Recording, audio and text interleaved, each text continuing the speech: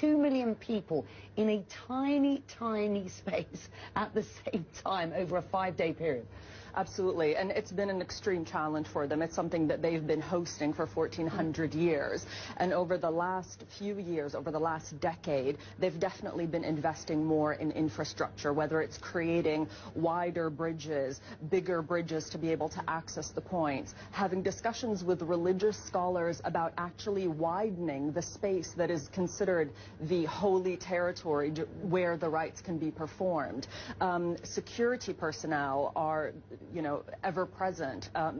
Tens of thousands of medical people that have been trained, up to 1,000 security cameras covering almost literally every single spot at the Hajj. And as electronic devices become more prevalent, this year, for example, they've introduced the e-bracelet for the pilgrim, so that any pilgrim can immediately be scanned and they know who they are, where they're from, where they should be staying, and what kind of medical conditions they can have. So every year they seem to be learning from the previous year, but that many people in that small a space is just bound to be a challenge.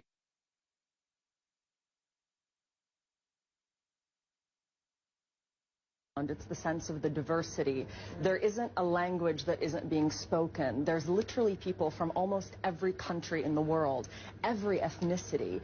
And also what strikes you, and having been to Saudi Arabia, you'll relate to this, is usually men and women are quite segregated in public spaces. But at the Hajj, the men and the women are performing their rituals together, they're praying together, and because everyone is wearing the same white robe, which is intentionally meant to symbolize equality, you can't tell rich from poor. And some of the people you meet have actually saved their entire lives to be there at the Hajj at that moment. And so as journalists covering the Middle East, and this is something you definitely will be able to relate to, is we often meet people on some of the worst days of their lives, but this was a story where almost everyone you met, you were meeting on the happiest day of their life, and the tears were of tears of joy, especially today. Those pictures our viewers were just seeing from Mount Arafat, that is the spiritual climax, and you do see people really crying for joy, and that for us was quite unusual and something that you can't help but be affected by. How do the Saudi